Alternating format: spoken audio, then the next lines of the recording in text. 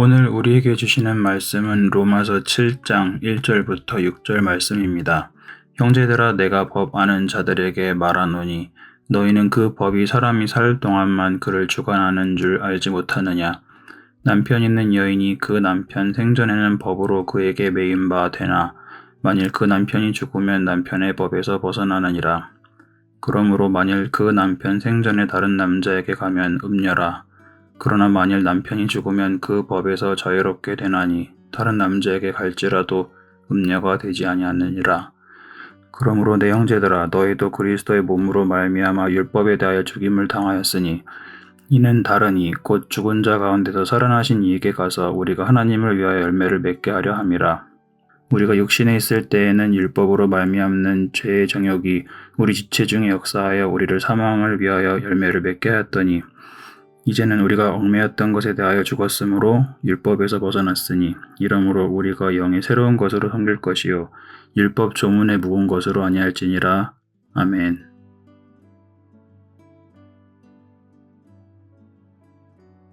오늘 본문에서 사도 바울은 결혼이라는 매우 친숙한 비유를 통해 율법과 그리스도인의 관계를 설명합니다. 오늘 말씀을 통해 우리가 어떻게 율법의 속박에서 벗어나 그리스도 안에서 참된 자유를 누리며 살아가야 하는지, 그리고 그 자유가 어떻게 풍성한 열매로 이어지는지 함께 살펴보겠습니다. 먼저 바울은 오늘 본문 1절에서 법의 가장 기본적인 원리를 제시합니다. 여기서 법 아는 자들이란 율법에 대한 지식이 있는 사람들을 의미합니다. 이는 당시 로마 교회에 많았던 유대인 출신 성도들을 염두한 표현입니다. 다시 말해 율법의 원리를 잘 알고 있던 유대 출신 성도들에게 가장 익숙한 주제로 주의를 집중시킨 셈입니다. 나아가 그들에게 익숙한 율법 이야기를 통해 모든 율법은 살아있는 사람에게만 적용된다는 사실도 상기합니다. 죽은 사람에게는 어떤 법도 구속력을 갖지 못한다는 법의 원리를 언급한 것입니다. 이는 오늘날에도 유사합니다. 아무리 무거운 형벌을 받은 사람이라도 죽으면 그 형벌은 끝나기 때문입니다. 바울은 이 원리를 부연하기 위해 당시 유대인들에게 익숙하였던 유대 결혼법을 예로 듭니다. 2절에 기록된 결혼한 여인은 남편이 살아있는 동안에만 법적으로 남편에게 매인다는 원칙이 그렇습니다. 이것은 당시 로마법과 유대법 모두에게 공통적으로 인정되던 원칙이었습니다. 결국 결혼은 법적 계약이지만 이 계약은 배우자가 살아있는 동안만 유효한 법입니다. 같은 맥락에서 남편이 살아있을 때 다른 남자에게 가면 간음죄가 됩니다. 이것은 유대 사회에서 매우 심각한 범죄였습니다. 그러나 남편이 죽은 후에는 다른 남자와 재혼해도 전혀 문제가 되지 않습니다. 오히려 이 당시 재혼은 정당하고 축복받을 일로도 여겨지곤 했습니다. 결국 같은 행위라도 그 주체의 법적 상태에 따라 그 의미가 완전히 달라지게 됩니다.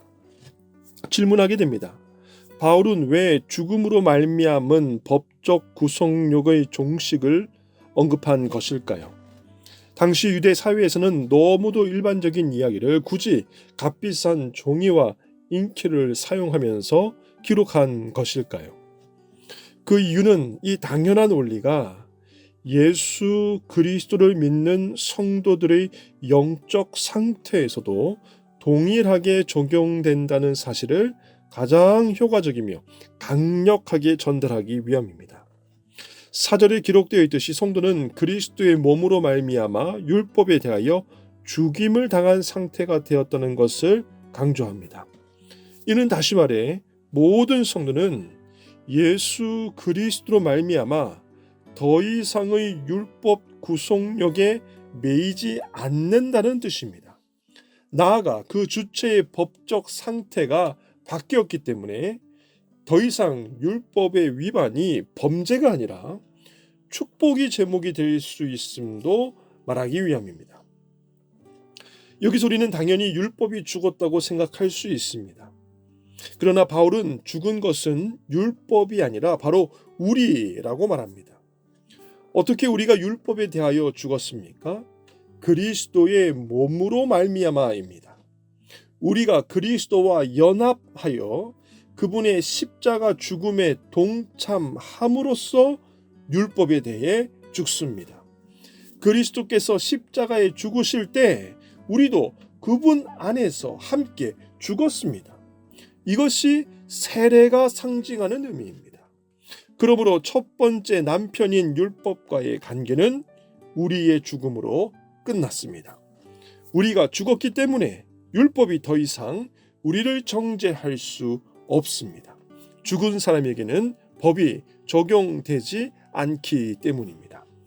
그런데 오늘 바울의 이야기는 여기서 끝나지 않습니다. 우리는 죽었지만 다시 살아났습니다. 그리스도와 함께 부활한 것입니다. 이제 우리는 두 번째 남편, 곧 부활하신 그리스도와 연합했습니다. 이 새로운 연합의 목적은 명확합니다. 우리가 하나님을 위하여 열매를 맺게 하려 함이라. 율법 아래에서는 열매를 맺을 수 없었습니다. 율법은 이것을 하라, 저것을 하지 말라고 명령할 뿐 그것을 행할 능력을 주지 못했습니다. 오히려 율법은 우리의 죄를 드러내고 정죄했습니다. 그러나 그리스도와의 연합 안에서는 다릅니다. 우리는 비로소 하나님을 기쁘시게 하는 열매를 맺을 수 있게 되었습니다. 성령님께서 우리 안에 거하시며 능력을 주시기 때문입니다. 이제 5절에서부터 바울은 과거와 현재를 극명하게 대조합니다. 5절에 기록된 육신에 있을 때란 단순히 육체를 가지고 있다는 의미가 아닙니다. 이것은 그리스도 없이 살던 옛 상태를 의미합니다. 그때 우리는 율법 아래에 있었습니다. 그런데 역설적이게도 율법은 오히려 죄를 자극했습니다. 율법으로 말미암는 죄의 정욕이라는 표현이 이것을 보여줍니다. 율법이 하지 말라고 금지하면 우리 안의 죄성은 오히려 그것을 더 하고 싶어 했습니다. 어린아이에게 저것을 만지지 마라고 하면 더 만지고 싶어 하는 것과 같습니다. 그 결과 이 죄의 정욕이 율법으로 말미암아 우리 지체 중에 역사하여 계속적으로 활동했습니다. 그 결과는 무엇이었습니까? 사망을 위하여 열매를 맺게 하였더니, 즉 우리가 맺은 열매는 생명이 아니라 사망이었습니다. 죄의 삭은 사망이기 때문입니다. 그러나 6절에서 이제는 이라는 말로 극적인 전환이 일어납니다. 이제는 우리가 얽매였던 것에 대하여 죽었으므로 율법에서 벗어났으니, 이제는 이라는 말은 결정적인 변화를 나타냅니다. 모든 것이 달라졌습니다. 우리가 율법에 대해 죽었기 때문에 율법의 정죄에서 벗어났습니다. 율법은 더 이상 우리를 고발할 수 없습니다. 우리는 이미 죽었고 그리스도 안에서 새 생명으로 살아났기 때문입니다. 이러므로 우리가 영의 새로운 것으로 섬길 것이요 율법 조문에 묵은 것으로 아니할지니라. 이제 우리의 섬김은 완전히 새로운 방식입니다. 영의 새로운 것이란 성령님의 능력으로 성령님의 인도하심을 따라 섬기는 것을 의미합니다. 이것은 질적으로 새로운 것, 이전에는 불가능했던 것입니다.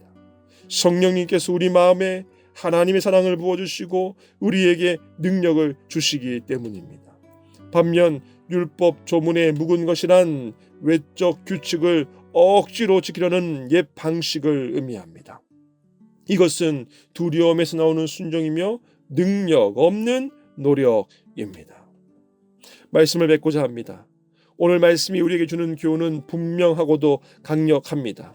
첫 번째로 우리는 율법의 정죄에서 완전히 자유로워졌습니다.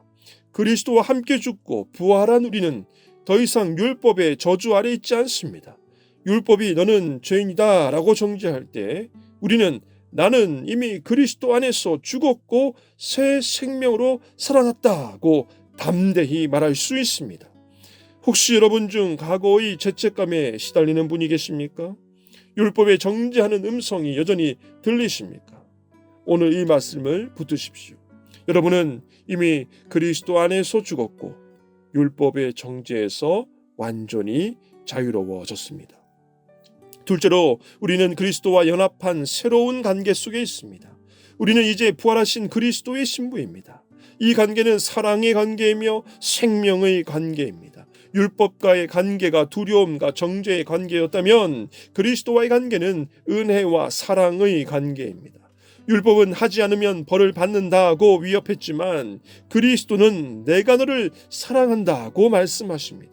이 사랑의 관계가 우리를 변화시킵니다. 우리는 벌이 두려워서가 아니라 그 사랑 때문에 순종합니다. 충성합니다. 이것이 영의 새로운 것으로 섬기는 것입니다. 셋째로 우리는 하나님을 위한 열매를 맺도록 부르심을 받았습니다.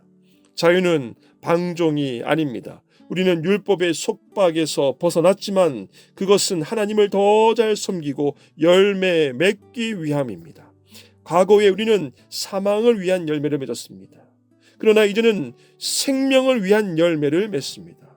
사랑, 기쁨, 화평, 인내, 친절, 선함, 신실함, 온유, 절제의 열매들을 맺어갑니다. 이것이 성령님께서 우리 안에서 일하시는 결과입니다. 여러분의 삶에 어떤 열매가 맺히고 있습니까? 그리스도와의 연합이 구체적인 삶의 변화로 나타나고 있습니까? 오늘 이 질문 앞에 솔직하게 설 수 있길 축원합니다. 마지막 넷째로 우리의 섬김은 영의 새로운 것으로 해야 합니다. 더 이상 외적 규칙을 지키는 것으로 만족하지 마십시오. 겉으로는 경건해 보이지만 속은 변화되지 않는 삶, 억지로 하는 순종, 형식적인 신앙 생활에서 벗어나야 합니다. 성령님께서 우리 마음에 새겨주신 하나님의 뜻을 기쁨으로 순종하시기 바랍니다. 억지로가 아니라 자원함으로, 두려움이 아니라 사랑으로 하나님을 섬겨내시는 저와 여러분 오늘 하루 되시길 바랍니다. 이것이 율법 조문에 묵은 것이 아니라 영의 새로운 것으로 섬기는 것입니다. 예배도, 기도도, 헌금도, 봉사도 영의 새로운 것으로 하시길 바랍니다. 해야 하니까 하는 것이 아니라 하고 싶어서 기쁨과 간절함으로 나가는 저와 여러분 되시길 바랍니다. 이것이 그리스도와의 연합한 자의 삶이니 오늘 하루 저와 여러분의 삶이 이와 같은 삶 되기를 주님의 이름으로 축원합니다.